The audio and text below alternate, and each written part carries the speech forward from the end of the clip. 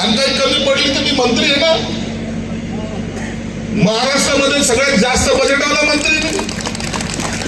22,500 कोटीचं budget माझं आहे एकट्याचं. अरे 22,500 तर किती झिरो लावायचे त्याला एकदा विचारून तर घ्या कसं लावतात झिरो. अरे हा पैसा आपल्याकडे म्हणून लोक मला बजाजनगरचा आमदार म्हणतात. मी आमदार कुणाचा आहे? बजाजनगरचा. दुसरा एक उमेदवार आहे तो काहीतरी फोन पे करायला का असं ऐकलं. अरे फोन पे हे काय भानगड आहे? नाही ना म्हणजे आपण मतदारांना विकत घेऊ आणि त्याला फोन पे वर पैसे टाकू.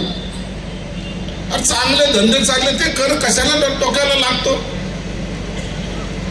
लोकांना मूर्ख बनवणं एवढं सोपं आहे का? अरे ही सत्ता आहे, ही सत्ता ही लोकांसाठी असते. मी किती मोठं झालं याला महत्व नाही, मी लोकांसाठी काय केलं याला महत्व आहे. ते काम आपण केलं पाहिजे. गेले 20 वर्ष मी या ठिकाणी आमदार आहे.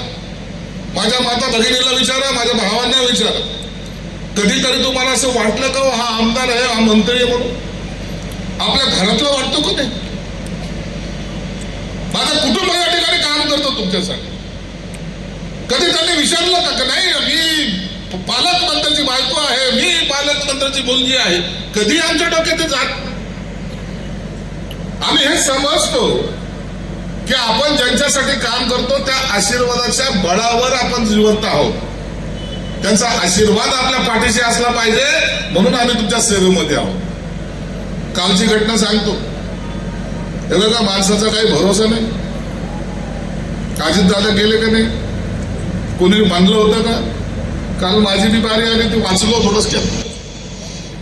येताना गाडी एका खड्ड्यात आदळली, दोन्ही टायर लेफ्टचे माझे बस्ट झाले, मर्सिडीज गाडीचे. व दुसरी माझी इनो होती त्याच्यात बसली, ती गाडी आतापर्यंत घरी नाही आलेली. काय भरोसा हो माणसाच्या आयुष्याचा? जर काही झालं असतं काल बरं वाईट तर तुम्ही श्रद्धांजली वाहिली असते. हे सर्व तुम्हाला पुण्य जे काही मिळतं त्याच्या जोरावर तुम्ही आज जिवंत आहात.